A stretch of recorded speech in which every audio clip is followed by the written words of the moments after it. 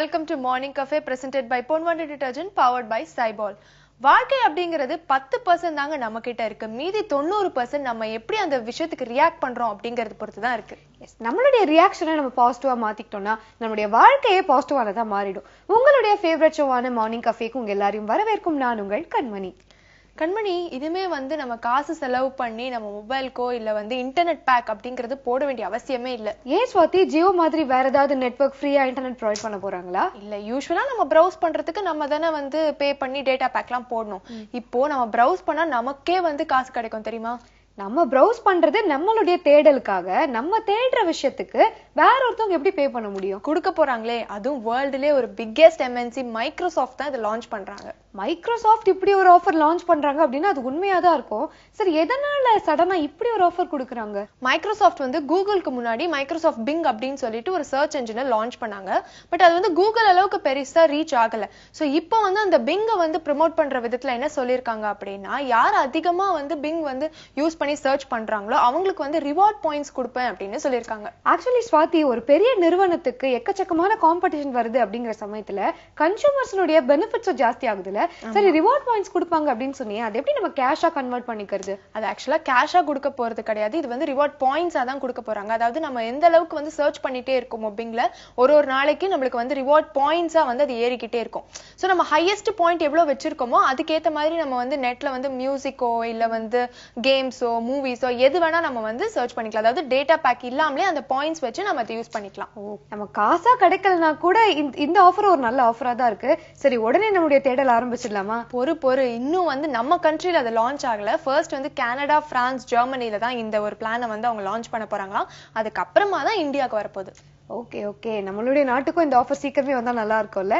S, காலையில இந்த இன்ட்ரெஸ்டிங்கான இன்ஃபர்மேஷன் சொல்லியிருக்கேன். இதை தொடர்ந்து அடுத்ததான் நம்ம யோகாசன பகுதியை பார்த்துட்டு வந்துடலாம்.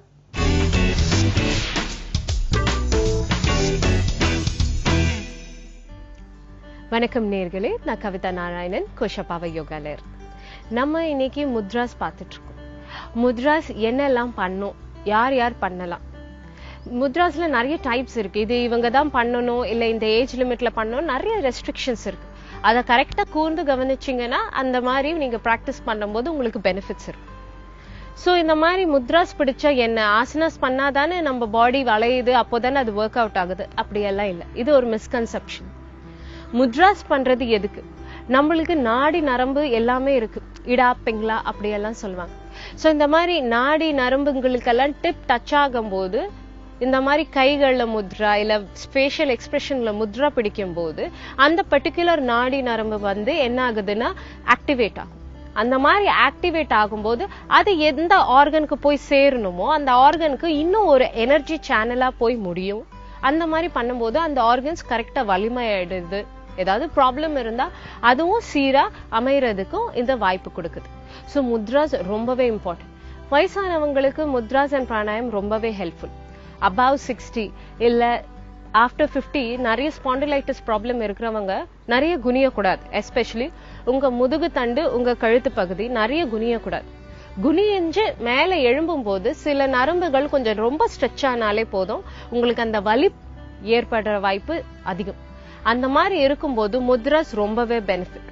நான் முன்னாடி கூட சொல்லியிருக்கேன், ஆர்த்ரைட்டிஸ் பிரச்சனைக்கு நம்ம ஒரு முத்ரா பிடிச்சிட்டு நிறைய நேரம் இருந்தாலே அந்த முத்ராவே அந்த ஆர்த்ரைட்டிஸ் ப்ராப்ளம்க்கு என்னென்ன தீர்வு காணணுமோ அந்த மாதிரி அந்த நாடி நரம்புகளுக்கு அந்த எனர்ஜி சேனலைஸ் பண்ணி கொடுக்கும். அதே மாதிரிதான் இன்னைக்கு பார்க்க போற முத்ரா. இத ஹன்சி முத்ரான்னு சொல்லுவாங்க. நிறைய பேர் மணி முத்ரான்னு சொல்றாங்க. சோ 2 பேர் இருக்கு. சோ நீங்க தேடி பாத்தீங்கன்னா சில பேர் ஹன்சி முத்ரான்னு இத சொல்லி பிராக்டிஸ் பண்ணிட்டு இருப்பாங்க, சில பேர் மணி முத்ரான்னு சொல்லி பிராக்டிஸ் பண்ணிட்டு இருப்பாங்க. சோ ஹன்சி ஆர் மணி முத்ரா இது எதுக்கு, இதை யார் பிராக்டிஸ் பண்ணலாம்? பெஸ்ட் சொல்யூஷன் இஸ், நிறைய வீட்டுல இருந்து மைண்ட் ரொம்ப பிளாக்கேஜ் ஆனவங்களுக்கு நிறைய இரிட்டேஷன்ஸ் வரும், இல்ல வெளியே போயிட்டு வரும்போதும் நிறைய இரிட்டேஷன்ஸ் வரும். ஸோ இரிட்டேஷன், கோபம், ஆங்கர், இந்த மாதிரி ஆங்கர் கோபம் நிறைய வரும்போது நிறைய நரம்பு பாதிப்பு அடையுது. ஸோ இந்த கோபத்தை அடக்கிறது இல்ல இந்த இரிட்டேஷனை நமக்குள்ள கண்ட்ரோல் பண்றதுக்கு ஹன்சி முத்ரா ரொம்பவே எக்ஸ்ட்ரீமா ஹெல்ப்ஃபுல்லா. ஏன்னா நம்ம கோபப்படும் போது பல்ல கடிக்கிறது இல்ல வாயை மூடி ரொம்ப டைட்டா வச்சுக்கிறது, இந்த மாதிரி பண்ணும்போது உங்க ஃபேஸ்ல இருக்கிற நரம்பு நிறையவே பாதிப்படையுது. அந்த மாதிரி ஃபேஸ்ல நரம்பு பாதிப்படையும் போது இன்க்ளூடிங் உங்க கண்ணு, உங்க ரெட்டினாக்கும் உங்க அந்த பவர் தெரியும் கரெக்டா. இன்னொன்னு ஏஜிங், நிறைய கோபப்படும் போது ஏஜிங், உங்க ஸ்கின்ல இருக்கிற அந்த ஏஜிங் சிஸ்டம் அதிகமா வேலை ஆக ஆரம்பிக்கும். சோ கருவளையம் விடுறது, சீக்கிரமா சுருக்கம் விழுறது, இந்த பிரச்சனையெல்லாம் இருக்கு. சோ அந்த நம்மளுக்கு ஆகிற இரிட்டேஷனை கண்ட்ரோல் பண்றதுக்கு ஹன்சி முத்ரா ரொம்பவே ஹெல்ப்ஃபுல் ஆகும். சோ ஆபீஸ் போறவங்களா இருக்கட்டும், வீட்டுல இருக்கிறவங்க யார் வேணாலும் இருக்கட்டும், இதுக்கு ஏஜ் லிமிட் இல்ல. சோ சின்ன குழந்தைங்கள இருந்து ஆண்கள் பெண்கள் 2 பேருமே ட்ரை பண்ணலாம். சோ ஆனா இந்த முத்ரா ஒரு 10 minutes, 5 to 10 minutes இனிஷியலி நீங்க பிராக்டிஸ் பண்றீங்கன்னா ஒரு 3 minutes ஃபர்ஸ்ட் பிராக்டிஸ் பண்ணி பாருங்க. அதுக்கப்புறமா வேணா 5 to 10 minutes நீங்க பிராக்டிஸ் பண்ணி டெய்லி பிராக்டிஸ் பண்ணும்போதே உங்களுக்கு அதோட சேஞ்சஸ் நல்லா தெரிய இருக்கு. சோ இன்னைக்கு ஹன்சி முத்ரா எப்படி பண்ணலாம்னு பார்க்கலாம். இப்ப நம்ம பார்க்க போற ஹன்சி முத்ரா கையில இருக்கிற மிடில் ஃபிங்கர், ரிங் ஃபிங்கர், அப்புறமா இது. சோ இந்த எல்லா 3 fingers டுகெதர் வைக்கிறது தான் ஹன்சி முத்ரா. இந்த முத்ரா செய்யறதுக்கு முன்னாடி நீங்க எப்படி உட்காருறீங்க என்ற போஸ்டர் ரொம்ப முக்கியம். பத்மாசன் இல்ல வஜ்ராசன்ல நீங்க உட்காந்து அந்த முத்ராவை பிராக்டிஸ் பண்ணும்போது ரொம்பவே எனர்ஜைஸ்டா இருக்கும் உங்க பாடி. இல்ல என்னால முடியாது, சமணக்கால் தான் வைக்க முடியும்னா இட்ஸ் ஓகே, ஒரு பிரச்சனையும் இல்லை. சோ நான் இப்போ பத்மாசன்ல உட்காந்துக்கிட்டு ஹன்சி முத்ரா எப்படி பிடிக்கிறதுன்னு நான் உங்களுக்கு கட்டுப்போறேன். சோ ஃபர்ஸ்ட் நீங்க உங்க பத்மாசன்ல உட்காந்துட்டு, பத்மாசன்ல உட்காரும் போது என்ன ஆகுதுன்னா உங்களோட இடுப்பு பகுதி நல்ல ஸ்டேபிளா இருக்கு. அந்த மாதிரி ஸ்டேபிளா இருக்கும் போது உங்களோட சிட்டிங் போஸ்டர், பாடி போஸ்டரும் கரெக்ட் ஆகுது. So 2 in 1. சோ இப்போ ஹன்சி முத்ரா எப்படி பண்ண, உங்களோட சின்ன சுண்டு விரல், ரிங் ஃபிங்கர், மிடில் ஃபிங்கரை சேர்த்து உங்களோட கட்டை விரலோட சேர்த்தீங்கன்னா இந்த ஆள்காட்டி விரல் 4 fingers கொஞ்சம் இந்த மாதிரி இருக்கிறது தான் ஹன்சி முத்ரா. இதை நீங்க மெதுவா உங்க தைஸ்ல வச்சுக்கிட்டு மூச்சு உள்ள வெளியே எடுக்கணும். இந்த மூச்சு உள்ள வெளியே மெதுவா மெதுவா நீங்க பிராக்டிஸ் பண்ணதான் உங்க நோஸ்ல இருக்கிற பிளாக்கேஜஸ் குறையும். உங்களோட பல்மனரி சிஸ்டம், அதாவது உங்களோட லங்ஸ் ஃபங்க்ஷன் சிஸ்டமும் கரெக்டா இருக்கும். எப்போ நீங்க மூச்சு உள்ள வெளியே பண்ற பிராக்டிஸ கரெக்டா சீரா பண்றீங்களோ உங்க பாடியும் அதுக்கு தகுந்தாப்புல ஹெல்தியா மாறிட்டே வரும். அண்ட் உங்க மெட்டபாலிசம நல்லா ஸ்ட்ரென்த் பண்றதுக்கு இது ரொம்பவே ஹெல்ப்ஃபுல்லா இருக்கும். சோ இப்ப மறுபடியும் நான் ஹன்சி முத்ரா எப்படி பிடிக்கணும்னு பாக்குறேன். உங்க சுண்டு விரல், உங்களோட மோதிர விரல் அண்ட் மிடில் ஃபிங்கர், இந்த 3ஐயும் சேர்த்து இப்படி வச்சுட்டீங்க. இந்த மாதிரி வச்சுட்டு உங்களோட தைஸ்ல வச்சு ஸ்ட்ரெயிட்டா உட்காந்து மூச்சு உள்ள வெளியே, மூச்சு உள்ள வெளியே.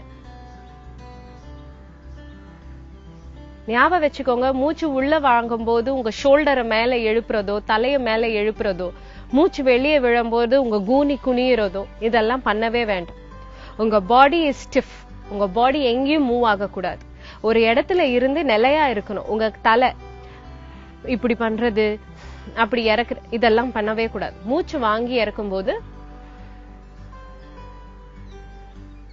ஸ்டேபிளா உங்க தலை ஆடாம இருக்கணும்.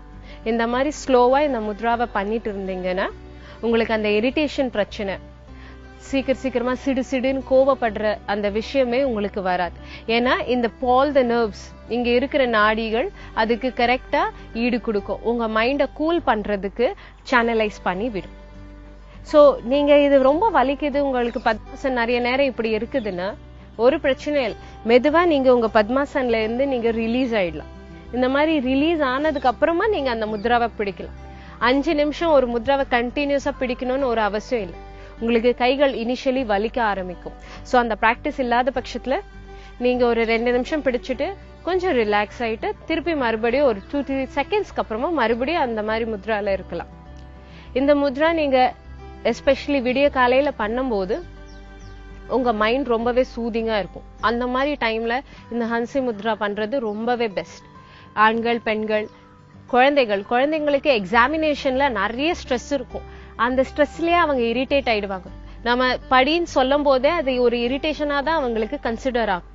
அந்த மாதிரி பிரச்சனை இருக்கும்போது காலையில பசங்க எழுந்துக்கிறாங்களே இல்லையா படிக்கிறதுக்கு, அந்த மாதிரி எழுந்துக்கும் போது நீங்க இந்த முத்ராவை ஒரு 2-3 மினிட்ஸ்க்கு பிடிச்சு மூச்சு உள்ள வெளியே பிராக்டிஸ் பண்ணிட்டு நீங்க அதுக்கப்புறமா நீங்க படிக்க சோ உங்களுக்கு அந்த இரிட்டேஷன் இருக்காது. ஏன் இப்படி ஆகுது, ஏன் இது வரலன்ற அந்த கன்ஃபியூஷன் ஸ்டேட் யாருக்குமே இருக்காது. சோ இன்னைக்கு நீங்க ஹன்சி முத்ரா பாத்தீங்க. நாளைக்கு இன்னொரு முத்ரான நான் உங்களை சந்திக்கிறேன். ஸ்வாதி, வியாபாரத்துல போட்டி வரும்போதுதான் கன்சியூமர்ஸ்க்கு நிறைய பொருட்கள் மலிவான விலையில கிடைக்குது. ஆனா அதே பொருட்களுக்கு டிமாண்ட் ஜாஸ்தி ஆயிடுச்சுன்னு வச்சுக்கோயேன், பிரைஸ் மறுபடியும் இன்க்ரீஸ் ஆயிடும்ல. ஆமா கண்மணி, இப்ப எனக்கு ஒரு பெரிய டவுட் என்னன்னா, விவசாயத்துல விளையிற பொருட்கள் எல்லாத்துக்குமே வந்து பெரிய டிமாண்ட் இருக்கு. ஆனா விவசாயிகள் இன்னுமே கடனாளியாளர்கள் தானே இருக்காங்க. ஆமா ஸ்வாதி, நீ கேட்டுக்கிறது ஒரு நல்ல கேள்விதான். இதுக்கான விடையை யோசிச்சுக்கிட்டே நம்ம ஒரு சின்ன பிரேக் போயிட்டு வந்துடலாம். மார்னிங் கஃபேல அடுத்ததா வரப்போறது ஒரு short commercial break. Welcome back to morning cafe. Swathi, இப்போ நான் உனக்கு ஒரு மூவி டைட்டில் சொல்றேன், அது எப்படி இருக்குன்னு கேளு. 150 ஜீப்களும் 30 திருடர்களும். என்ன கண்மணி, அலிபாபாவும் 40 திருடர்கள் மாதிரி சொல்ற? இதுவும் கிட்டத்தட்ட அந்த மாதிரியான திருடர்கள் பத்தின கதை தான் வச்சுக்கோயேன். ஆனா ஸ்பெசிபிக்கா சொல்லணும்னா டிஜிட்டல் திருடர்கள் பத்தின கதை. டிஜிட்டல் திருடர்களா? டெக்னாலஜி வளர வளர திருடர்களும் இந்த விஷயத்துல எல்லாம் அப்டேட் ஆயிட்டாங்களா? ஆமா ஸ்வாதி, அமெரிக்கால ரீசெண்டா பாத்தீங்கன்னா நிறைய எஸ்யூவி கார்ஸ், ஜீப்னு தொடர்ந்து காணாம போயிட்டு இருக்கு. அது மட்டும் இல்லாம குறிப்பிட்ட ஒரு பிராண்ட்ல இருந்து 150 கார்ஸ் தொடர்ச்சியா திருடுபட்டு இருக்கு. அதுக்கப்புறம் தான் அங்க இருந்து FBI கண்டுபிடிச்சிருக்காங்க. இதெல்லாமே செஞ்சுட்டு இருக்கிறது ஒரே ஒரு குரூப்பை சேர்ந்த ஆட்கள் தாங்கிறது. நீ சொல்றது பார்த்தா ஒரு ஆக்ஷன் த்ரில்லர் ஸ்டோரி மாதிரி இருக்கே. கிட்டத்தட்ட அப்படிதான் இருக்கும். கண்டுபிடிச்ச பிறகுதான் தெரிய வந்திருக்கு, மெக்சிகோவை சேர்ந்த டர்ட்டி 30 அப்படிங்கிற குரூப்ல இருந்து தான் திருடர்கள் ஒன்னா சேர்ந்து இந்த கார்ஸ் எல்லாம் திருடி இருக்காங்க. டர்ட்டி 30யா? பேர்லாம் நல்லா தான் வைக்கிறாங்க. சரி, அவங்க எப்படி திருடுறாங்க? பேர் மாதிரி உங்களுடைய ப்ராசஸ், அதுல இருக்கக்கூடிய குரூப்ல இருக்க கேங்ல இருக்கிற ஒவ்வொருத்தருடைய வேலையும் பாத்தீங்கன்னா ரொம்ப டிஃப்ரெண்டா இருக்கும். ஏன்னா இந்த குரூப்ல இருக்கிற ஒவ்வொரு திருடருமே அவ்வளவு ஆர்கனைஸ்டா செய்யறாங்க. ஏன்னா இந்த குரூப்ல உளவாளி, தலைவன், திட்டத்தை செயல்படுத்துறவரு, தகவல் தொடர்பாளர்னு ஒவ்வொருத்தருமே வேலையை ஷேர் பண்ணி செய்யறாங்க. பிளான் பண்ணி திருடுறது அப்படிங்கிறது இதுதான் போல இருக்கு. இவ்வளோ ஆர்கனைஸ்டா ஒரு திருட்டை வந்து பண்ணணும் அப்படிங்கறது வந்து இப்பதான் நீ சொல்லி கேள்விப்படுறேன். சரி, ஓகே, உங்களோட ப்ராசஸ் எப்படி? ஆமா, நீ சொல்ற மாதிரி உங்களுடைய ப்ராசஸே கொஞ்சம் இன்ட்ரெஸ்டிங்கா தான் இருக்கு. முதல்ல இந்த கேங்கோட உளவாளி எந்த காரை திருட போறோம் அப்படிங்கறத சொல்லுவானா. அதுக்கப்புறமா தகவல் தொடர்பாளர் அந்த காருடைய ஐடென்டிபிகேஷன் நம்பர் என்ன அப்படிங்கறத கண்டுபிடிப்பான். ஒன்ஸ் ஐடி நம்பர் கிடைச்ச உடனே இந்த காரோட திட்டத்தை செயல்படுத்துறான்ல, அவன் என்ன பண்றான், இந்த காருக்கான டூப்ளிகேட் கீயை உருவாக்குறான். சரி, காரை திருடுறது கீ யூஸ் பண்ணி தானே. சோ இதுல டிஜிட்டல் திருட்டு எங்க இருந்து வந்தது? இதுக்கப்புறம் தான் வருது ஸ்வாதி. ஒன்ஸ் ஐடி நம்பர் கிடைச்ச உடனே இவங்க என்ன பண்றாங்க, அந்த நிறுவனத்தோட கம்ப்யூட்டரை ஹேக் பண்ணிடுறாங்க. ஹேக் பண்ண பிறகுதான் அந்த கீயை வந்து இவங்க டூப்ளிகேட் கீயை வந்து இவங்க உருவாக்குறாங்க. கீ உருவாக்குறதோட மட்டும் இவங்க ப்ராசஸ் நின்றுடல. அதுக்கப்புறம் என்ன பண்றாங்க, அந்த கம்ப்யூட்டரை காரோட ஆன்போர்ட் டயக்னாஸ்டிக் சிஸ்டமோட சிங்க் பண்ணிடுறாங்களாம். ஒன்ஸ் இது ரெண்டும் சிங்க் ஆச்சுன்னா கார் அதுக்கப்புறமா இந்த குரூப் சொல்ற பேச்சதான் கேட்குமா. டெக்னாலஜி வந்து எவ்வளோ பெரிய ஒரு டிஸ்அட்வான்டேஜும் கொண்டு வந்திருக்கு அப்படிங்கறத வந்து நீ சொல்லிதான் தெரியுது. சரி, ஒரு இன்ட்ரெஸ்டிங்கான ஒரு த்ரில்லர் ஸ்டோரி சொல்லியிருக்க. சோ இந்த கதையோட அடுத்த பகுதி என்னங்கறத பார்த்துட்டு வந்துடலாம்.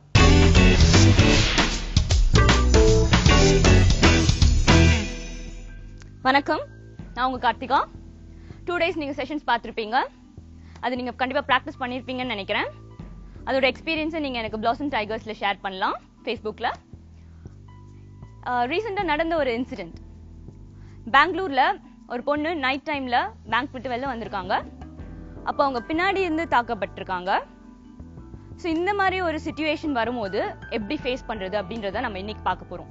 ஸோ பேக்ல இருந்து ஒருத்தவங்க நம்மள ஹக் பண்றாங்க. அந்த மாதிரி ஒரு சிச்சுவேஷன்ல நம்ம பேனிக் ஆகாம எப்படி அந்த சிச்சுவேஷனை ஃபேஸ் பண்றது.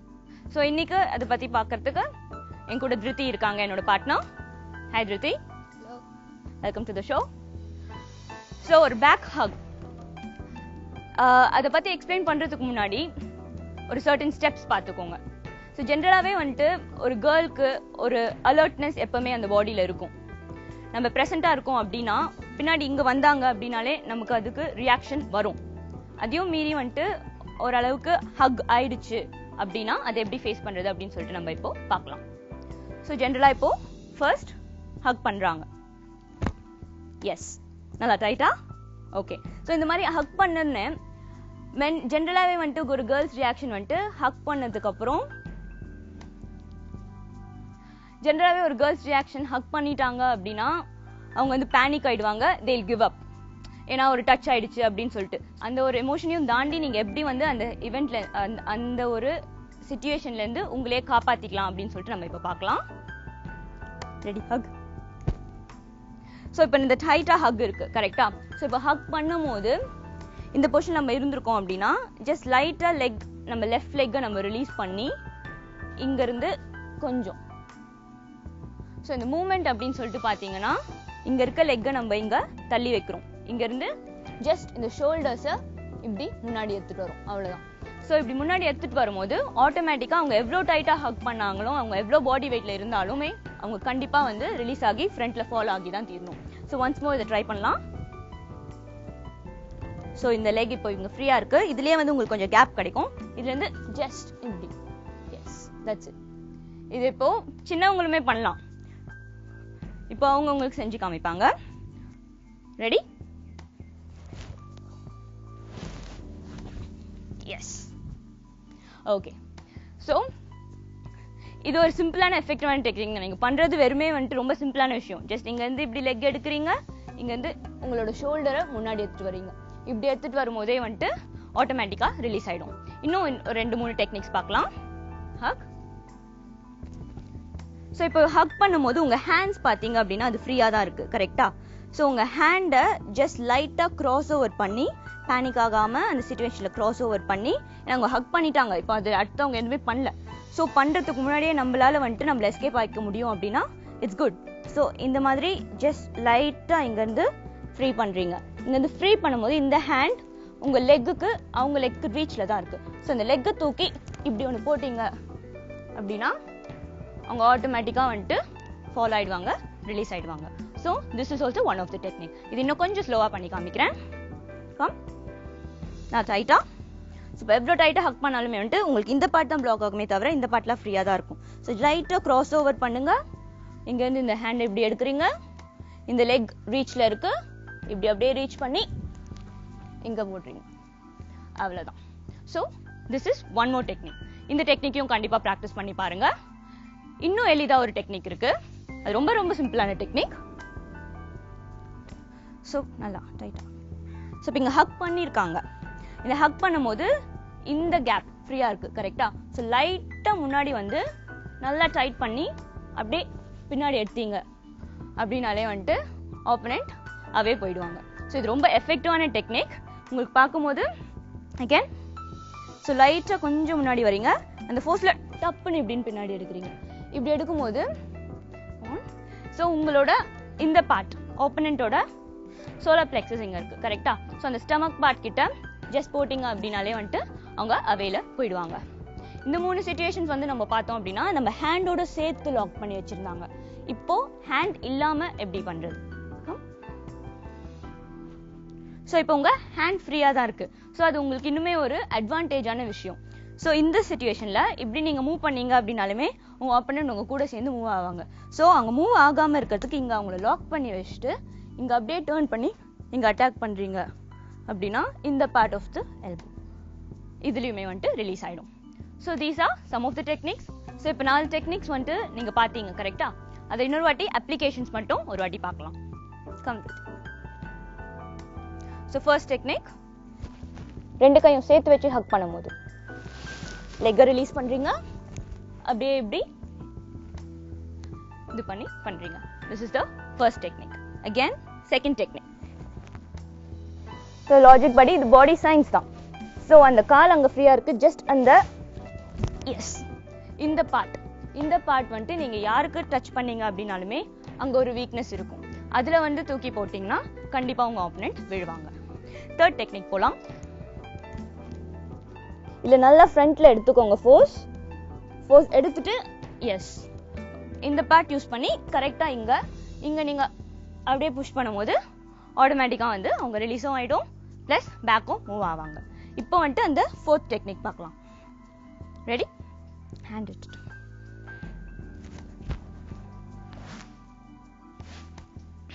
ஓகே. ஸோ இந்த டெக்னிக் பார்த்தீங்க அப்படின்னா உங்க எல்போ பார்ட் அப்படின்றது எப்பவுமே ஒரு ஸ்ட்ராங்கான பார்ட். இந்த டெக்னிக்லாம் ப்ராக்டிஸ் பண்ணும்போது ரொம்ப கேர்ஃபுல்லா இருங்க, ஏன்னா வந்துட்டு ஹார்ம் ஆகிறதுக்கு சான்சஸ் இருக்கு.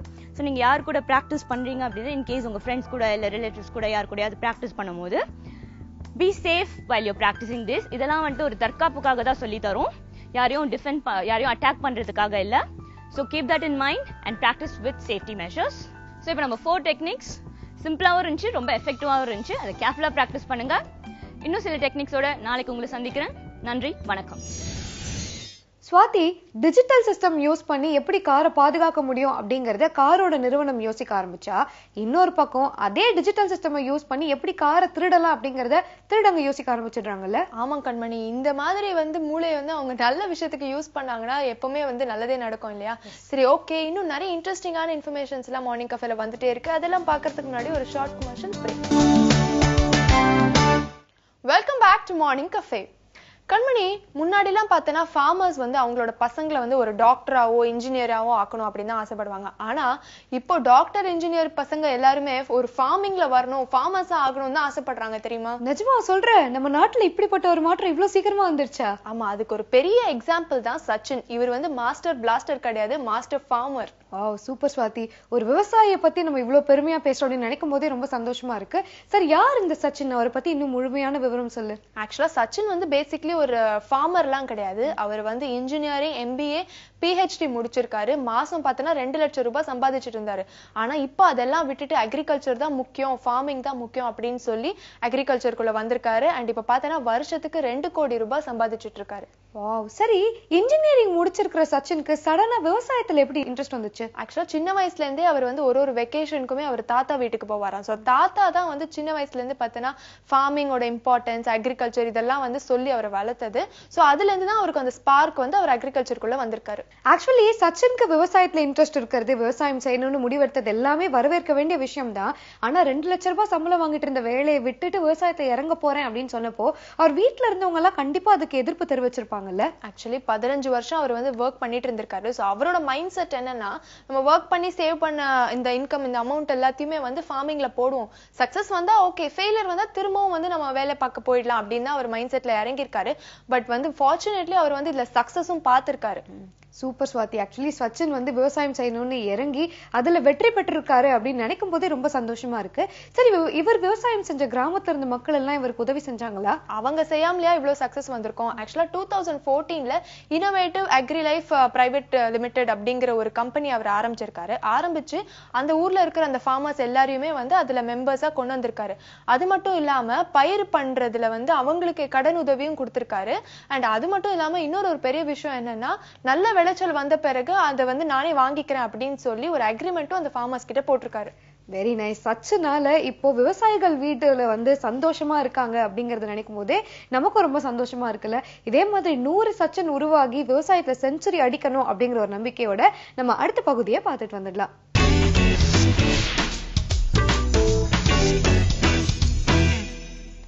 Very good morning. இன்னைக்கு நம்ம பார்க்க போகிற டாபிக் ரொம்ப காமன் அண்ட் நிறைய பேரண்ட்ஸ் தான் குழந்தைங்களை பற்றி ரொம்ப வரி பண்ணுற ஒரு டாபிக். அதாவது இளநரை or premature greying of hair. இந்த ப்ரீமெச்சூர் கிரேயிங் ஆஃப் ஹேர் இந்த காலத்தில் நிறைய பேருக்கு, நாட் ஓன்லி யங்ஸ்டர்ஸ், நிறைய குழந்தைங்களுக்கு கூட கிரே ஹேர் ரொம்ப ஏர்லி இன் லைஃபே ஸ்டார்ட் ஆக ஆரம்பிச்சிருது. இது ஏன் வருது, என்ன ரீசன்ஸு அப்படிங்கிறதான் நம்ம இன்னைக்கு பார்க்க போகிறோம். ஸோ இந்த கிரேயிங் ரொம்ப சப்போஸ் உங்களுக்கு ஒரு 20 வயசுக்கு முன்னே கிரேயிங் வருது அப்படிங்கும்போது தான் அது ரொம்ப ஒரு ஸ்ட்ரெஸ்ஃபுல் சுச்சுவேஷன் ஆகிடுது. பேரண்ட்ஸ்க்கும் சரி, அந்த ஹூஎவர் அந்த பேஷண்ட்டுக்கும் சரி, ரொம்ப they get very stressed out. So இந்த பிக்மெண்டேஷன், அந்த ஹேர் பிக்மெண்ட் பற்றி நம்ம கொஞ்சம் பேசினா தான் அந்த கிரேயிங் பற்றி நம்ம இன்னுமுமே புரிஞ்சுக்க முடியும்.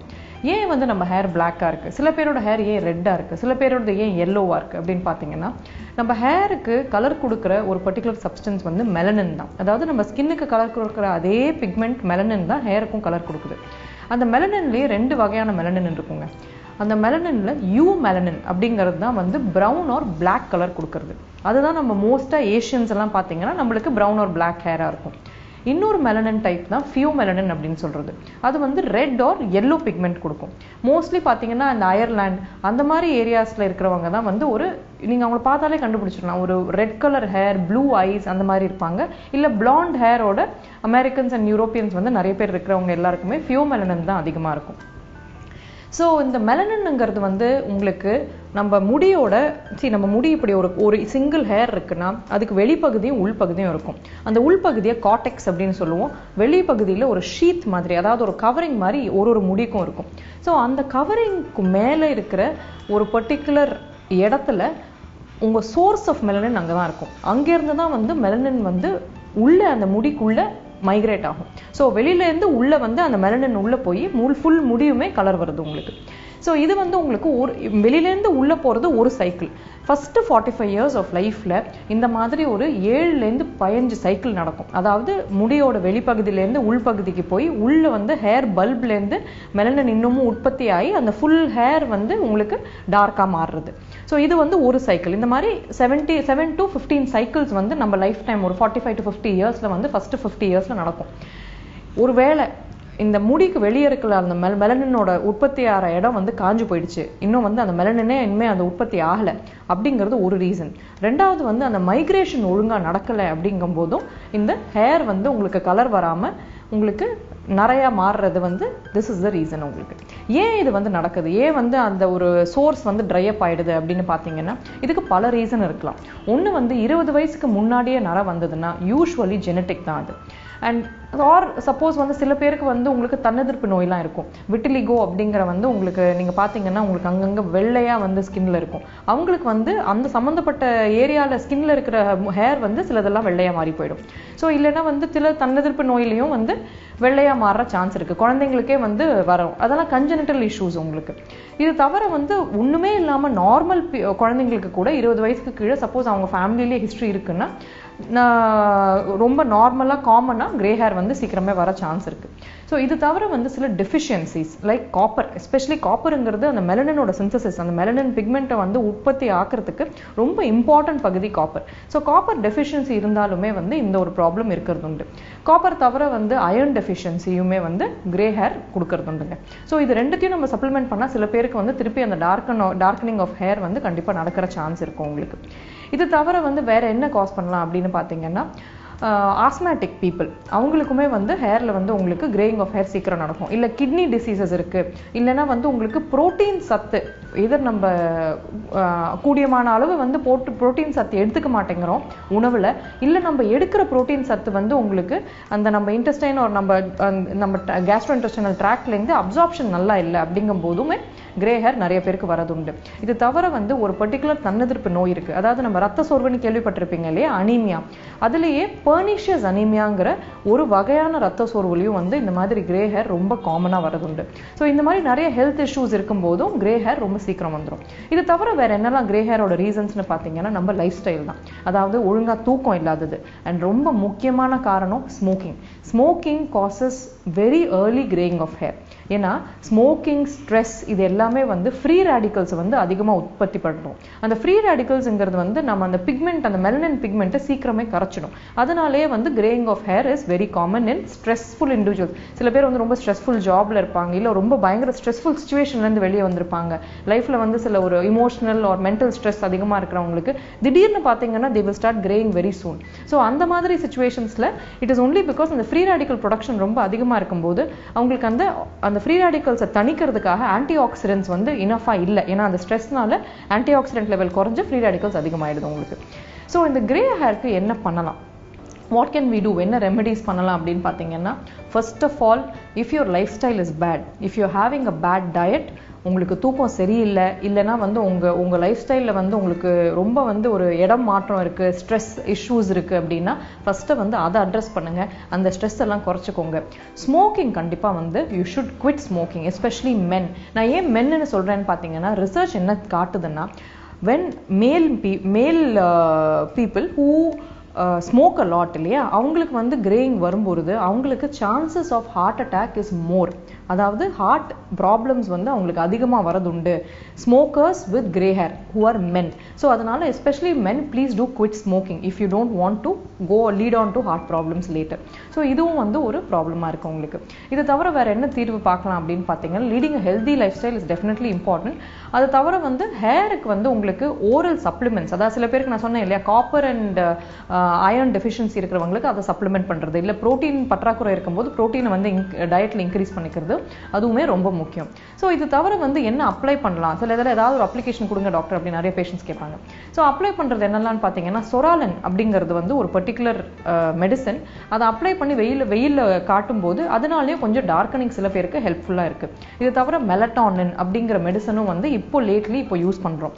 Vitamin A, vitamin C, vitamin E, polyphenols, tea tree oil extract, இது எல்லாமும் வந்து research is going on for using to improve the coloration of the hair. அந்த கிரே கலர்லேருந்து திருப்பி பிளாக்கு கொண்டு வரதுக்கு கருவேப்பிலை சாப்பிடலாமா, ஏதாவது ஹோம் ரெமெடிஸ் சொல்லுங்க அப்படின்னா நிறைய பேர் கேட்பாங்க.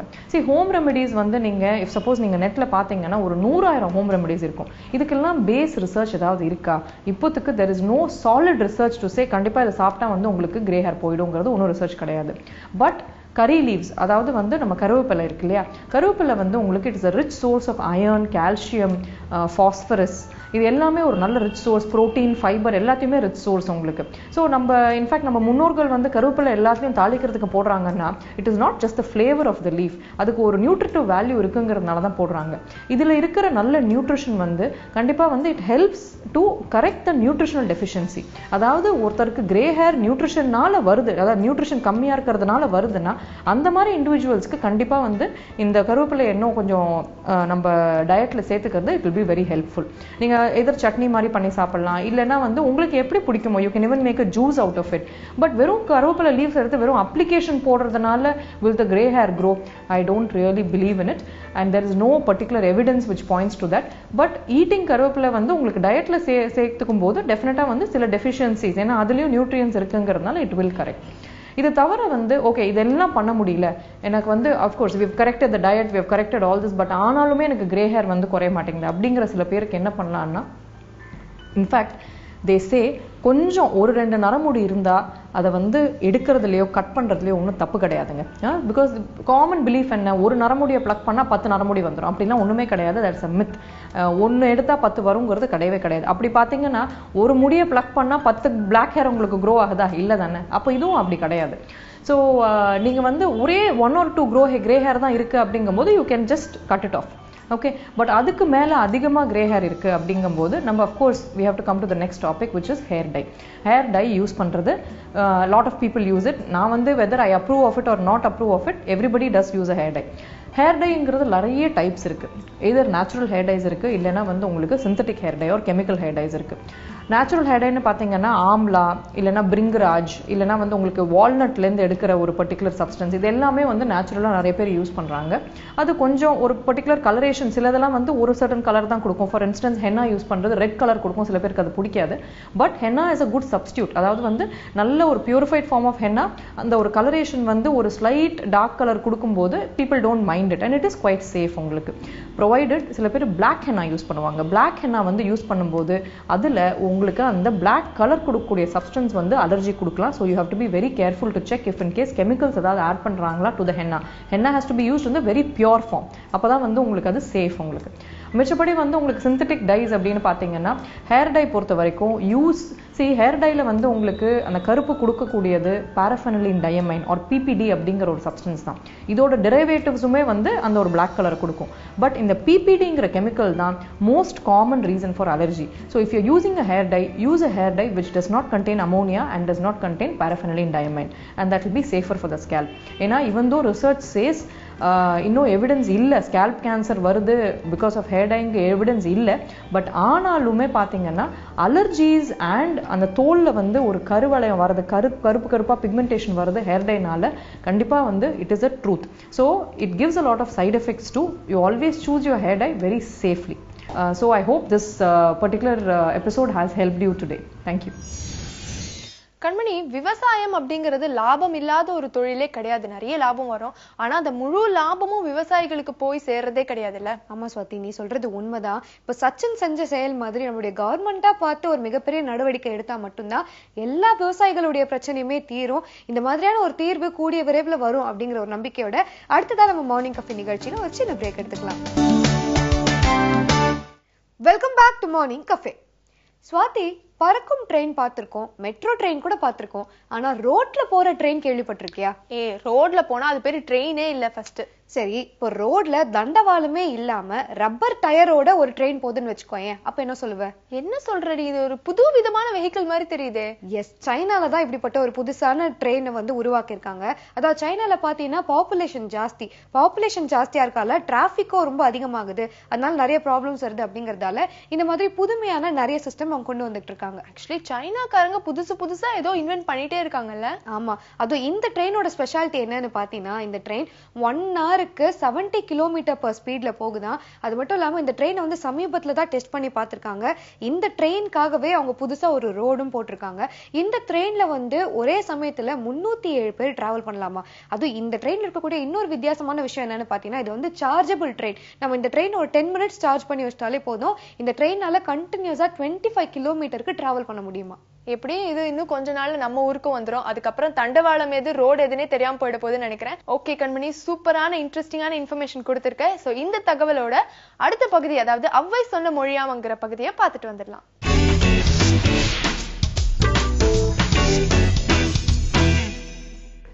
வணக்கம். ஔவையார் அருளிய மூதுரையில 8வது செய்யுள் பார்க்க போறோம். ஒரு நேர்மறை சிந்தனையுடைய உச்சம்னு இதை சொல்லலாம். இதை படிக்கிற போதே, இதை கேட்கிற போதே ஒரு பாசிட்டிவ் திங்கிங், ஒரு பாசிட்டிவ் எனர்ஜி நமக்கு உடனடியாக வந்து நம்மளோட ரத்தத்தில் ஒத்திக்கும். அந்த அளவுக்கு ஒரு மிகச்சிறந்த செய்யுள் இது. இந்த செய்யுளை பார்த்துருவோம். மூதுரையில் 8வது செய்யுள். நல்லாரை காண்பதுவும் நன்றே, நலம் மிக்க நல்லார் சொல் கேட்பதுவும் நன்றே, நல்லார் குணங்கள் உரைப்பதுவும் நன்றே, அவரோடு இணங்கி இருப்பதுவும் நன்று. 4 வரிகள். நல்லாரை காண்பதுவும் நன்றே, நலம் மிக்க நல்லார் சொல் கேட்பதுவும் நன்றே, நல்லார் குணங்கள் உரைப்பதுவும் நன்றே, அவரோடு இணங்கி இருப்பதும் நன்று. 4 வரிகள். இதில் இந்த அவங்க சொல்லியிருக்க அந்த ஆர்டர் பாருங்க, எந்த வழியில் அவங்க சொல்லியிருக்காங்க அப்படின்னு சொல்லிட்டேன். பொதுவாக எல்லாரும் என்ன சொல்லுவாங்கன்னா, யாராவது நல்லவங்களோட சேர்ந்து இருங்க, அப்படி இல்லைன்னா குறைஞ்சபட்சம் அவரை பற்றி கேளுங்க, அவர் சொல்கிறத கேளுங்க, இல்லை குறைஞ்சபட்சம் அவரை பாருங்க, அப்படி தான் சொல்லிட்டு வருவாங்க. கடினமானதில் தொடங்கி எளிமையானதுக்கு வருவாங்க, அப்படி தான் பண்ணுவாங்க இல்லைங்களா. ஆனால் இந்த ஆர்டர் அப்படியே ரிவர்ஸில் பண்ணுறாங்க. அதான் ரொம்ப அருமையான விஷயம். எடுத்த உடனே அவங்க என்ன சொல்கிறாங்கன்னா, நல்லாரை காண்பதுவும் நன்றே, முதல்ல அப்படி தொடங்குறாங்க. ஸோ நல்லாரோடு சேர்ந்து இணங்கி இருந்து செயல்படுவது நன்று அப்படின்னு ஆரம்பித்து சிறு சிறிதாக குறைச்சிட்டு வந்து இப்படி வந்து பிடிக்கல. அவங்க இப்படி தொடங்குறாங்க. நல்லாரை காண்பதுவும் நன்றே. முதல்ல நல்லவங்களை பார்க்குறதே கூட நல்லது தான், அதுவே போதும், வேற ஒன்றுமே வேணாம். சும்மா நல்லவங்க கண்ணில் பட்டுக்கிட்டு இருந்தாலே போதும். இதை காண்பதுங்கிறது நாம் அவங்கள பார்த்தா கூட போருமா, அவங்க நம்மளை பார்க்கணும்னு அவசியம் கூட இல்லையா. நல்லாரை காண்பதுவும் நன்றே, அவங்க சும்மா பார்த்தாலே போருமா, நல்லவங்களை பார்த்தாலே போகிறோம். ஏன் இந்த ஆர்டரில் போட்டிருக்காங்கன்னு அப்புறம் பார்ப்போம். அது பின்னால் ஒரு லாஜிக் இருக்குது, அது பின்னால் பார்த்துப்போம். நல்லாரை காண்பதும் நன்றே, நலம் மிக்க நல்லார் சொல் கேட்பதுவும் நன்றே. அவங்க தான் நல்லவங்க யாரும் 4 பேர் பேசும்போது பக்கத்தில் சும்மா அவங்க பேசுறதை கேட்டுட்டு இருந்தாலே போதுமா. அது ஒரு விதத்தில் விட்டு கேட்கறதா இருந்தால் பரவாயில்ல, தப்பு கிடையாது. ஆனால் நல்லவங்க நல்ல விஷயங்கள் பேசுகிறாங்க. நலம் மிக்க நல்லா சொல் கேட்பதும் நன்றே. ஏதோ ஒரு நலம் தரக்கூடிய பல விஷயங்கள் அவங்க பேசுகிறாங்க. அவங்க பேசுறதை கேட்டுட்டு இருந்தால் கூட போகிறோம். அடுத்தது நல்லார் குணங்கள் உரைப்பதுவும் நன்றே. அவங்க என்ன மாதிரி இருக்க, அவங்களுடைய ஃபீச்சர்ஸ் என்ன, அவங்களோட கேரக்டரிஸ்டிக்ஸ் என்ன, அவங்க என்னெல்லாம் பண்ணுறாங்க பாருங்களேன். அதை பற்றி நம்ம வெளியெடுத்து சொல்கிறதே நல்ல விஷயம் தானே, அதுவே போதும் அப்படின்னு சொல்லிட்டு. நிறைவாக அவரோடு இணங்கி இருப்பதும் நன்றே. ஏன்னா பல சமயங்கள் நம்ம பார்த்துருக்கோம், நமக்கு எந்த ஒரு காரணத்துக்காக வேணால் ஒருத்தரோட சண்டை போகிறதுக்கு நம்ம தயாராக இருக்கோம். ஆனால் நல்லாரோடு இணங்கி இருத்தல்ங்கிறது இருக்கு இல்லையா, அவங்க கூட வேலையெல்லாம் கூட பண்ண வேண்டாமா. அவர் என்ன செய்கிறாரோ அவரை மாதிரியே நம்ம நடந்துக்கணும் கூட அவசியம் இல்லையா. அவர் கூட இணங்கி இருந்தாலே போதுமா. ஆமாம் நீங்கள் சொல்கிறது சரிதான் அப்படின்னு சும்மா அவங்க கூட இணங்கி இருந்தாலே போதுமா. இதுதான் அவங்க சொல்கிற ஆர்டர். மொத்தம் 4 சொல்கிறாங்க. ஏன் இந்த ஆர்டரில் சொல்கிறாங்க அப்படிங்கும்போது, ஏன்னா நமக்கு தெரியாது ஒரு நல்லவர் நமக்கு எப்படி தெரியும். அதுக்கு என்ன ஒரு வழிமுறை இல்லை. பார்த்த உடனே ஒரு முகத்தை பார்த்த உடனே சொல்லிட முடியாது. அதனால் முதல்ல அவங்க பார்ப்போம், அவங்க நல்லவங்க தானா அப்படின்னு பார்ப்போம். அப்புறம் அவங்க சொல்கிறத கேட்போம். அப்போ குணங்கள் என்னங்கன்னு பார்த்துப்போம். அப்புறம் அவரோட இணங்கி இருப்போம். இப்போ பாருங்கள், இந்த ஆர்டர் மிகச்சரியாக வந்துடுச்சு. நல்லாரை காண்பதும் நன்றே. இப்போ இங்கே எந்த ஒரு இடத்துலையுமே ஔவையார் ரொம்ப கான்சியஸாக ஒரு விஷயத்திலேருந்து வெளியெடுத்திருக்காங்க. ரொம்ப திட்டம் போட்டு அப்படி பண்ணியிருக்காங்களோ அப்படின்னு தோணுது. என்ன அப்படின்னா, நீங்கள் நல்லது பண்ணுங்க அப்படின்னு சொல்லலை, நீங்கள் நல்லவங்களோட சேர்ந்து உழைங்க அப்படின்னு சொல்லலை, எதுவுமே சொல்லலை. நீங்கள் இதை மட்டும் பாருங்கள், போதும் போதும் போதும், அவ்வளோதான். ஏன்னா அதனுடைய இம்பேக்ட் தானே வர ஆரம்பிச்சிடும். நல்லவரி பார்த்து கொண்டிருக்கிற போது நமக்கே அதோட இம்பேக்ட் வர ஆரம்பிச்சிடும். நம்ம பல சமயங்களில் பார்த்துருக்கோம். பல பேரோட இணங்கி பேசி பழகிறதுக்கெலாம் இப்போல்லாம் வாய்ப்பே இல்லாமல் இயந்திர வாழ்க்கையில் இருக்கும். அதில் நம்ம வெளியே வர முடியாது. அதெல்லாம் நம்ம பார்க்குறோம். தெருவில் நடந்து போகும்போது எதிர்த்து வீட்லையோ பக்கத்து வீட்லையோ தெருவிலையோ அடிக்கடி ஒரு பார்க்குற போது இவர் ரொம்ப நல்லவராக இருப்பார் போல் இருக்கே அப்படின்னு தானாகவே ஒரு ஈர்ப்பு நமக்குள்ளே வந்து விடுகிறது பாருங்களேன். அதுதான் நல்லவர்கள் மூலம் நமக்கு கிடைக்கக்கூடிய ஒரு ஈர்ப்பு. இதே ஒரு பார்க்குற போது நமக்கு தெரியும், வர நல்லவர் இல்லை போல் இருக்கே அப்படின்னு சொல்லிட்டு. அப்போ நமக்கு எந்த ஒரு ஈர்ப்புமே வரதில்லை. இதுதான் மனித இனத்தில் இருக்கக்கூடிய ஒரு மிகச்சிறந்த ஒரு அம்சம். எதுவெல்லாம் நல்லெண்ணவாக இருக்கிறதோ அது தானாகவே இருக்கும் நம்மளை. அதுதான் மிக முக்கியம். அது நம்ம தானாகவே இருக்கும். எது அல்லது அப்படின்னு நமக்கு தோணுதோ, தீயது நம்ம சொல்ல தயாராக இல்லை. எது அல்லது என்று தோணுகிறதோ அதை நம்ம ஈர்ப்பதே இல்லை. நம்ம பார்க்குறோம், இவர் ரொம்ப நல்லவராக இருப்பார் போல் இருக்கார், ரொம்ப சாந்தமானவராக இருக்கார், ரொம்ப அமைதியானவராக இருக்கார், 4 பேருக்கு நல்லது பண்ணுறார் அப்படின் போது அவர் பார்க்கிற போதே அது ஈர்க்கிறது. ஆக நல்லாரை காணுகிற போதே தெரிஞ்ச போது இவர் நல்லவராக இருப்பார் போல் இருக்கு, அது பார்ப்பது நன்று. சரி, அடுத்தது நலம் மிக்க நல்லா சொல் கேட்பதும் நன்று. நமக்கு வாய்ப்பே கிடைக்கிறது இல்லை. ஏன்னா பல நல்ல விஷயங்கள் காதில் கேட்கறது ரொம்ப கஷ்டமாக போயிடுச்சு, நிறைய பேர் சொல்கிறாங்க. அபூர்வமாக போயிடுச்சு, 4 வார்த்தை நல்லதாக கேட்டால் நல்லா இருக்கும் போல இருக்குது அப்படின்னு நிறைய பேர் சொல்கிறாங்க. பஸ்ஸில் போகும்போது பார்க்குறோம், ட்ரெயினில் போகும்போது பார்க்குறோம். இது ரொம்ப யதார்த்தமாக பார்க்குறோம். 2 பேர் சண்டை போட்டுக்கிறாங்க பஸ்ஸில், ட்ரெயினில், ஒன்றா வர்றவங்க தான், ஏதோ ஒரு காரணத்தில் குடும்ப சண்டை போட்டுக்கிறாங்க. நம்ம அங்கே நிற்கிறதுக்கே நமக்கு ஒரு மாதிரி அருவருப்பாக இருக்குது, வேண்டாம் அப்படின்னு ரொம்ப ஒரு அனீஸியாக இருக்குது, நமக்கு வேண்டாம், வெளியே போயிடலாம், ஒரு அசௌகரியமாக இருக்கிறது. இதுவே 4 பேர் நல்ல விஷயம் பேசுகிறாங்க வச்சுங்களேன், அப்போ நம்ம அறியாமல் நாம அங்கே நின்றுடுறோம். யதார்த்தமாக நடக்கக்கூடிய விஷயம், இது ஒன்றும் இல்லாததெல்லாம் இல்லை. நல்ல கூட்டம் இருக்குது ரயிலில், சம்மர் டைமில் எங்கேயோ ஊருக்கு போயிட்டுருக்கோம், எல்லோரும் குடும்பத்தோடு எல்லோரும் போயிட்டே இருக்காங்க, அப்படி நடந்து போயிட்டே இருக்கோம். பார்க்குறப்போ ஏதோ நல்ல விஷயம் பேசுகிறாங்கன்னு போது நம்ம அறியாமல் காலங்க நின்றுது, அப்படியே நிற்குது, அப்படியே பார்க்குறோம் அவங்க என்ன பேசுகிறாங்க, ஒரு 2 விஷயம் பேசுகிறோம், கேட்டுட்டு அப்போ நம்ம கூட வரங்கிட்ட நம்ம சொல்கிறோம், அங்கே 4 பேர் பேசிகிட்டு இருந்தாங்க, இந்த மாதிரி சொன்னாங்க அப்படின்னு நம்ம சொல்கிறோம். அப்போ என்ன அர்த்தம்? நல்லது தானாகவே இருக்கிறது. ஆக நலம் மிக்க நல்லா சொல் கேட்பதும் நன்று. அடுத்தது நல்லார் குணங்கள் உரைப்பதும் நன்று. இது பாருங்களேன், இது எல்லாருமே நாள்தோறும் பண்ணிகிட்டு இருக்கக்கூடிய ஒரு விஷயங்கள் தான். பார்க்குறோம், ஒருத்தர் தினமும் காலையில் 5 மணிக்கு குளிச்சுட்டு வெளியே போகிறார் அப்படிங்கும்போது நம்ம சொல்கிறோம், ஒருத்தர்கிட்ட பேசும்போது பசங்கள்லாம் சொல்கிறோம், அங்கே பாரு அவர் காலையில் 5 மணிக்கு படிக்கிறார் பாரு, அவர் 6 மணிக்கெலாம் குளிச்சுட்டா இருப்பார், அவர் 8 மணிக்கெலாம் காலையில் ஆஃபீஸ் கிளம்புறா இருப்பார், அவர் தினமும் நடைபயிற்சி போகிறா இருப்பார், அவர் தினமும் ஓடுறா இருப்பார். இதெல்லாம் எடுத்து சொல்கிறோம் இல்லையா? அப்போ என்ன அர்த்தம்? நல்லார் குணங்கள் உரைப்பதும் நன்றுங்க நமக்கு ஏற்கனவே தெரிஞ்சிருக்கு. நிறைவாகத்தான் அவரோடு இணங்கி இருப்பதும் நன்று. இது குழந்தைங்கிட்டலாம் சொல்லலாம், அப்பா நீ அவரோட போய் பழகு, அவரோட டெய்லியும் காலை ஒரு 5 நிமிஷம் அவரோட ஓடி போயிட்டு வா, அவரோட நடந்து போயிட்டு வா, நல்லது அப்படிங்கிறோம். ஆக எது நல்லது அப்படிங்கிறது நமக்கு ஏற்கனவே தெரிஞ்சிருக்கு, அதை வகைப்படுத்திருக்கிறார்கள். அது ஒரு ஆர்டர், இதெல்லாம் பண்ணலாம் அப்படின்னு சொல்லி கொடுத்துருக்காங்க. உண்மையிலே சொல்லிக்கிறேன், இதை விட மிகச்சின்ன ஒரு நேர்மறையான ஒரு சிந்தனை வேறு யாரும் தந்திருக்க முடியும்ங்கிறது தோன்றவே இல்லை. மிக அருமையாக இருக்கிறது. மீண்டும் நினைவு கொள்வோம், நல்லாரை காண்பதும் நன்றே, நலம் மிக்க நல்லா சொல் கேட்பதும் நன்றே, நல்லார் குணங்கள் உரைப்பதும் நன்றே, அவரோடு இணங்கி இருப்பதும் நன்று. மீண்டும் சந்திப்போம். ஸ்வாதி, ஆக்சுவலி சைனா விட நம்ம தான் இன்னும் அட்வான்ஸ்டா இருக்கோம்னு சொல்லலாம். ஏன்னா ரொம்ப வருஷத்துக்கு முன்னாடி நம்ம ஊர்ல கூட ரோட்லயே போற ட்ரெயின் இருந்துச்சு. இப்போ சென்னையில எல்லாம் கூட இப்போ வரைக்கும் கொல்கட்டால இருக்குன்னு நினைக்கிறேன். நீ ட்ராம் தானே சொல்ற? நம்மளும் ஆக்சுவலி ட்ராம் திரும்ப நம்ம ஊருக்கு கொண்டு வந்தா நல்லதா இருக்கும்ல. ஓகே, இத பத்தி நம்ம நிறைய டிஸ்கஸ் பண்ணிட்டே இருக்கலாம். அதுக்கு முன்னாடி மார்னிங் கஃபேல வர போறது ஒரு short commercial break. Welcome back to morning cafe. Kanmani, நாட்டுல இருக்கிற சில்லறை தட்டுப்பாடெல்லாம் போக்குறதுக்காக 1 ரூபி நோட்டை மறுபடியும் பிரிண்ட் பண்ணி கொண்டு வர போறாங்களா தெரியுமா? நிஜமா சொல்ற? ஆக்சுவலி ரீசெண்டா தானே 500, 1000 rupees நோட் எல்லாம் டிமானிட்டைஸ் பண்ணாங்க. எதுக்காக சடனா 1 ரூபி நோட்டை மறுபடியும் கொண்டு வரணும்? ஆக்சுவலா டிமானிட்டைசேஷனுக்கு அப்புறமா 10, 20, 50, 100 இதெல்லாமே புது வடிவுல கொண்டு வர போறதா சொல்லியிருந்தாங்கல்ல. சோ அதுல முதல் கட்டமா 23 இயர்ஸ்க்கு முன்னாடி இந்த 1 ரூபி நோட்டை ஸ்டாப் பண்ணிருந்தாங்க. அதை மறுபடியும் பிரிண்ட் பண்ணி கொண்டு வர போறதா சொல்லியிருக்காங்க RBI. ஓ, ஆக்சுவலி 1994ல தான் 1 ரூபி நோட்டை நிறுத்தினாங்க, அது பிரிண்ட் பண்றது நிறுத்தினாங்க. அதுக்கு கவர்மெண்ட் சொல்லிருந்த காரணம் என்ன அப்படின்னு பாத்தீங்கன்னா, 1 ரூபி நோட்டை அச்சடிக்கிறதுக்கு அதிக அளவுல செலவாகுது, அதுவும் வெறும் 1 ரூபாய் மதிப்பு இருக்கக்கூடிய அந்த 1 ரூபி நோட்டை அடிக்கிறதுக்காக எதுக்கு இவ்வளவு செலவு பண்ணணும் அப்படிங்கிற ஒரு முக்கியமான காரணத்துக்காக தானே அதை ஸ்டாப் பண்ணிருந்தாங்க. நீ சொல்றது ரொம்பவே கரெக்ட். பட் இப்போ இந்த 1 ரூபி நோட்டை பிரிண்ட் பண்றதுக்காக கவர்மெண்ட் சைட்ல இருந்து ஓகே சொல்லிட்டாங்களா? அதோட டிசைன்ஸ்லாம் கூட எப்படி இருக்க போகுது அப்படின்ட்டு நியூஸ்லாம் வெளியே வந்துட்டு இருக்கு. சூப்பர். சரி, அப்போ டிசைன்ஸ் எப்படி இருக்க போகுது அப்படிங்கறத சொல்லிட்டாங்க இல்லையா?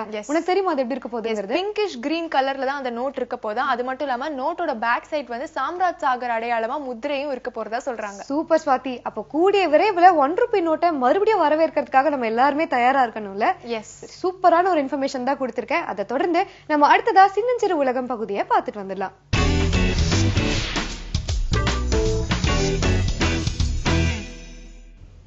வணக்கம் நேயர்களே, பெற்றோர்களா நம்ம குழந்தைங்க எல்லாம் கத்துக்கணும் அப்படின்னு நம்ம ஆசைப்படுறோம். இதுல மொழி வளர்ச்சி அப்படிங்கறது ரொம்ப ரொம்ப ஆசைப்பட்டு டெவலப் பண்ண விருப்பப்படுறோம். இதுல வந்து இங்கிலீஷா இருக்கட்டும், இல்ல வந்து ஹிந்தியா இருக்கட்டும், பிரெஞ்சா இருக்கட்டும், ஜெர்மனா இருக்கட்டும், நம்ம வந்து குழந்தைங்க வந்து தாய்மொழி போக இன்னொரு மொழி கத்துக்கணும் அப்படின்னு நம்ம வந்து ஆசைப்படுறோம்.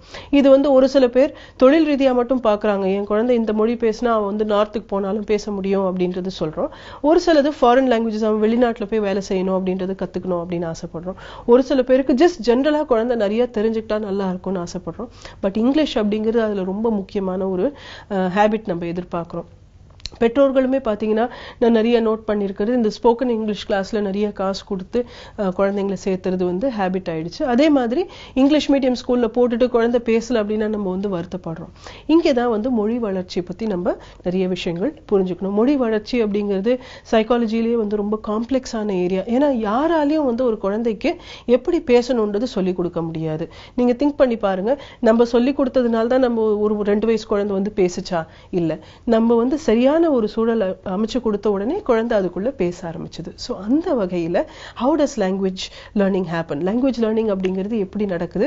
அதுவும் குறிப்பா ஒரு 2வது மொழி, தாய்மொழி போக இன்னொரு மொழி கத்துக்கும் போது என்னென்ன ரூல்ஸ் இருக்குன்றது நம்ம புரிஞ்சுக்கலாம். நிறைய ரிசர்ச் நீங்க பாத்தீங்கன்னா 2 சைட்லயும், அதாவது ஒரு 7 வயசுக்குள்ள நிறைய சொல்லி கொடுத்தீங்கன்னா லாங்குவேஜஸ் லேர்ன் பண்ணுவாங்கன்ற ரிசர்ச்சும் இருக்கு. 7 வயசு வரைக்கும் ஒரு மொழி மட்டும் கொடுக்கணும் அப்படின்ற ரிசர்ச்சுமே இருக்கு. இதுல ஒரு ரொம்ப முக்கியமான விஷயம் நீங்க புரிஞ்சுக்கணும். இந்த ரிசர்ச்சஸ் எல்லாமே யூரோப்ல நடத்தப்பட்டதுனால லாட்டின் தான் வந்து பேஸ் லாங்குவேஜா இருந்துச்சு. அடிப்படை மொழி வந்து லாட்டின். அதனால வந்து லாட்டின்ல இருந்து வந்த நிறைய மொழிகள் ஒரே டைம்ல கத்துக்கலாம், ஏன்னா ஒரே சவுண்ட்ஸ் தான் இருந்தது. ஆனா இதே வந்து நீங்க தமிழ் எடுத்துக்கிட்டீங்கன்னா தமிழே வந்து ஒரு ரூட் லாங்குவேஜ். தமிழோட சவுண்ட்ஸ் வேற எதுலயுமே வந்து ஃபுல்லா அதே மாதிரி பொருந்தாது. அதே சமயத்துல சன்ஸ்கிரிட் ஒரு பேஸா நீங்க எடுத்தீங்கன்னா சன்ஸ்கிரிட் பேஸ் லாங்குவேஜஸ் ஈஸியா ஒரே சவுண்ட்ஸ்ல பிக்அப் பண்ணிக்க முடியும். நம்மளுக்கு வந்து இப்ப தமிழ்நாட்டுல பிறக்கக்கூடிய குழந்தைக்கு ஒரு பெரிய சேலஞ்ச். நீங்க பாத்தீங்கன்னா ஒரு ரூட் லாங்குவேஜ் தமிழ் அவங்க கத்துக்கிறாங்க, இன்னொன்னு நம்ம வந்து லாட்டின் பேஸ்ல இங்கிலீஷ் கொடுக்குறோம், 3வது ஒரு சில சமயம் ஹிந்தி கொடுக்குறோம், அது வந்து சன்ஸ்கிரிட் பேஸ். அப்ப 3 ரூட் லாங்குவேஜ் வந்து ஒரு குழந்தையால 7 வயசுக்குள்ள கத்துக்க முடியுமா அப்படின்னு கேட்டீங்கன்னா கண்டிப்பா கிடையாது. இதுலதான் நம்ம வந்து நிறைய ஸ்கூல்ஸ் பண்ற மிஸ்டேக் என்னன்னா, எல்கேஜில இருந்தே குழந்தைக்கு வந்து இங்கிலீஷ், ஹிந்தி, தமிழ் 3மே கொடுக்கும் போது குழந்தைங்க ரொம்ப கஷ்டப்படுறதுக்கு காரணம் என்னன்னா, இது 3மே வேற வேற ரூட் லாங்குவேஜஸ். அடிப்படை மொழியே வந்து வேற அப்படிங்கும் போது குழந்தை கத்துக்கிறதுக்கு கஷ்டப்படுறாங்க. இதே நீங்க யூரோப்ல எல்லாம் பாத்தீங்க அப்படின்னா பிரெஞ்சு, ஜெர்மன், இங்கிலீஷ், இது 3மே வந்து சவுண்ட்ஸ் சிமிலரா இருக்கும், மீனிங்ஸ் மட்டும்தான் மாறும். சோ இந்த ஒரு சேலஞ்ச் நம்ம வந்து ஃபர்ஸ்ட் அட்ரஸ் பண்ணணும். சோ பெஸ்ட் என்ன, தாய்மொழி நல்லா சொல்லி கொடுங்க. தாய்மொழியில குழந்தை நல்லா சிந்திக்க கத்துக்கணும். அதுல வந்து தன்னோட சிந்தனைகளை வெளிப்படுத்துறதுல ஜோக்ஸும் சொல்ல தெரியணும், அவங்க வந்து சாதாரணமா தன்னோட தேவைகளை சொல்ல தெரியணும். பேசிக் லெவல்ல சிந்தனைக்கு உண்டான மொழி தமிழா இருந்தது அப்படின்னா, ஒரு தாய்மொழி தமிழா இருந்ததுன்னா ரொம்பவே நல்லா இருக்கும். நீங்க பாத்தீங்கன்னா ஜப்பான் மாதிரி, ஜெர்மனி மாதிரி கண்ட்ரீஸ்ல வந்து முக்கியத்துவமே வந்து தாய்மொழிக்கு தான் ஃபர்ஸ்ட் கொடுக்குறாங்க. ஏன் அப்படின்னா அதுல நல்ல சிந்தனை வளர்ந்துருச்சு அப்படின்னா அதுக்கு மேல நீங்க எத்தனை மொழி வேணா செட் பண்ணலாம் அப்படின்றது அவங்களால வந்து ப்ரூவ் பண்ண முடிஞ்சிருக்கு. இந்த ஒரு சிச்சுவேஷன்ல 2வது மொழி நீங்க எப்ப கொடுக்கணும் அப்படின்னா, ஒவ்வொரு குழந்தைக்கு ரெடினஸ் வேற மாதிரி இருக்கும். பட் கிட்டத்தட்ட பாத்தீங்கன்னா ஒரு 6 இயர்ஸ்க்குள்ள எல்லா சில்ட்ரனுமே வந்து 2வது லாங்குவேஜ் லேர்ன் பண்றதுக்கு ரெடி ஆயிடுவாங்க. இது வந்து ரைட்டிங் சம்பந்தப்பட்டது கிடையாது, கவனிச்சு பேசக்கூடிய லெவல். சோ ஒரு மொழி எடுத்துக்கிட்டீங்கன்னா 2 பகுதியா பிரிப்போம். புரிஞ்சுக்கக்கூடிய மொழி, ரிசெப்டிவ் லாங்குவேஜ்னு சொல்லுவோம், எவ்வளவு நான் புரிஞ்சுக்கிறேன் அப்படின்னு. 2வது பேசக்கூடிய மொழி, என்னால எவ்வளவு எக்ஸ்பிரஸ் பண்ண முடியும், பேச முடியும், இல்லைன்னா எழுத முடியும். புரிஞ்சுக்கக்கூடிய மொழியில பாத்தீங்கன்னா கவனிக்கும் திறன், 2வது படிக்கும் திறன். எக்ஸ்பிரசிவ் லாங்குவேஜ்ல பாத்தீங்கன்னா பேச்சு திறன் மற்றும் எழுத்து. இந்த 4மே வந்து டெவலப் ஆகணும். ஆனா முதல் வந்து இதுல கவனிக்கும் திறன். இந்த கவனிக்கும் திறன்ல 2வது லாங்குவேஜ் நீங்க சொல்லி கொடுக்குறீங்க. இப்ப தமிழ் ஏற்கனவே எனக்கு தெரியும், இங்கிலீஷ் நீங்க சொல்லி கொடுக்கணும் அப்படின்னா அந்த 2வது மொழி வரும்போது ஃபர்ஸ்ட் அந்த குழந்தைக்கு அந்த மொழி கேட்கறதுக்கு உண்டான வாய்ப்புகள் அதிகமா இருக்கணும். ஸ்கூல்ல இருக்கட்டும், வீட்டுல இருக்கட்டும், டிவி ப்ரோக்ராம்ல இருக்கட்டும், அவங்க வந்து இன்னுமே தமிழே கேட்டுட்டே இருந்தாங்க அப்படின்னா 2வது மொழிக்கு உண்டான வார்த்தைகள் பதிவாகாது, இதனால அதுல சிந்தனை வளராது. சோ இந்த ஃபர்ஸ்ட் ஃபேஸ் எப்பவுமே ஒரு 2வது மொழி கத்துக்கும் போது சைலண்ட் ஃபேஸ் அப்படிங்கிறது நிறைய இருக்கும். அந்த அந்த டைம்ல குழந்தை வந்து புது வார்த்தைகள் புது சவுண்ட்ஸ் வந்து பதிவு பண்ணிட்டு இருக்காங்க. அப்போ அந்த நரம்பியன்கள் வந்து அந்த வார்த்தைகளை வந்து ரிசீவ் பண்ணி அங்கங்க அது வந்து ஸ்டோர் பண்ணிட்டு இருக்கும். இந்த சைலண்ட் ஃபேஸ் அப்படிங்கிறது ஒரு சில குழந்தைங்களுக்கு 3 மாசம் இருக்கலாம், ஒரு சில குழந்தைங்களுக்கு 1 வருஷம் வரைக்கும் கூட இந்த சைலண்ட் ஃபேஸே கூட போகலாம். இந்த சைலண்ட் ஃபேஸ் ஏன் நடக்குது அப்படின்னா மூளையில வந்து அந்த மொழி புரிஞ்சுக்கக்கூடிய மொழி பதிவானாதான் இது வந்து ஒரு பகுதி பேச்சா மாற முடியும். ஸோ ஃபர்ஸ்ட் சைலண்ட் ஃபேஸ்ல நீங்க வந்து what is your name, what is your father's name அப்படின்னு சொல்லி ஒரு 4-5 கேள்விகளுக்கு மட்டும் பதில் சொல்ல வச்சுட்டீங்க அப்படின்னா அந்த குழந்தை வந்து அந்த சைலண்ட் ஃபேஸை முழுமையா உள்வாங்காது. அந்த சைலண்ட் ஃபேஸ்னால அந்த மொழி புது மொழியில சிந்தனை வளராம போயிடும். ஸோ இந்த ஃபர்ஸ்ட் ஃபேஸ் தான் நீங்க வந்து டெவலப் பண்ணணும். 2வது ஃபேஸ் நீங்க எடுத்தீங்க அப்படின்னா இதுல வந்து அந்த குழந்தை வந்து மெதுவா சின்ன சின்ன வார்த்தைகள் பேசி பார்க்கும். இது சொன்னா என்ன பதில் வருது, இது சொன்னா என்ன ரெஸ்பான்ஸ் கொடுக்குறாங்க அப்படிங்கறது இதை எக்ஸ்பிரஸ் பண்ணி பார்க்கும். அப்பவுமே ஒரு வார்த்தை இல்லைன்னா 2 வார்த்தை மட்டும் சேர்த்து இது பண்ணுவாங்க. நம்ம சரியானபடி இதுல ரெஸ்பான்ஸ் கொடுத்தோம் அப்படின்னா அந்த சென்டென்சஸோட லெவல் வந்து அதிகப்படுத்தணும். இதுல முக்கியமா வந்து ஒரு சில ஸ்கூல்ஸ்ல பண்ற மாதிரி ஸ்டோரி டெல்லிங் அப்படின்னு சொல்லி ஒரு கதையை சொல்லி அந்த குழந்தைய வந்து நிக்க வச்சு இப்படி கை கட்டி நிக்க வச்சு once upon a time there was a crow அப்படின்னு சொல்லி நம்ம சொல்ல வச்சோம் அப்படின்னா அது வந்து பேச்சு திறனை வளர்த்தாது. அது வெறும் நெற்று பண்ற ஒரு ஹேபிட்டா இருக்குமே வெளியே அதனால வந்து மொழி வளர்ச்சியோ புரிதலோ டெஃபினட்டா டெவலப் ஆகாது. ஸோ அதனால அந்த மாதிரி லேர்னிங் வந்து கொஞ்சம் அவாய்ட் பண்ணிடுங்க. இதுல இன்னொரு உதாரணம் சொல்லணும்னா திருக்குறள் எல்லா குழந்தையும் டப்பு டப்பு டப்புன்னு சொல்லுவாங்க. ஆனா அதுல வந்து ஒரு விளக்கம் கேட்டீங்கனாலோ இல்ல அதை பத்தி அவங்களை பேச சொன்னாலும் அவங்களுக்கு வந்து தெரியாம இருக்கலாம். ஸோ இந்த நெற்று பண்ணக்கூடிய பகுதியை வச்சு நீங்க பேச்சு திறனை வந்து எடை போடக்கூடாது. ஸோ இந்த எக்ஸ்பிரசிவ் லாங்குவேஜ் அப்படிங்கிறது செகண்ட் ஸ்டேஜ். இந்த செகண்ட் ஸ்டேஜை வந்து நம்ம சரியானபடி டெவலப் பண்ணணும் அப்படின்னா நம்மளோட ரெஸ்பான்ஸுமே வந்து ஒரு குழந்தை ஒரு சென்டென்ஸ் கொடுக்கும்போது அதுக்கு உண்டான கரெக்டான ரெஸ்பான்சஸ் நம்மளுமே கொடுக்கும்போது இந்த 2 வார்த்தைகள் சேர்ந்து சென்டென்சஸ் ஃபார்ம் பண்றது வந்து குழந்தை வந்து நெக்ஸ்ட் லெவலுக்கு எடுத்துட்டு போகும். மொழி வளர்ச்சி பத்தி தொடர்ந்து பேசலாம் நேயர்களே. நம்ம நாளைக்கு சந்திக்கலாம். நன்றி, வணக்கம். இன்னைக்கு நம்ம மார்னிங் கஃபேல வழக்கம் போல பல சுவாரஸ்யமான விஷயங்களை பத்தி பேசினோம். நீங்க எல்லாருமே இன்னைக்கு ஷோ பார்த்து என்ஜாய் பண்ணிருப்பீங்கன்னு நாங்க நம்புறோம். இதே மாதிரி அடுத்த மார்னிங் கஃபே நிகழ்ச்சியில நாங்க வந்து உங்களை சந்திக்கிறோம். அதுவரை உங்களிடமிருந்து விடைபெறுவது சுவாதிஷ்டா மற்றும் கண்மணி. இது உங்கள் morning cafe, presented by Ponvandu detergent, powered by Saibol.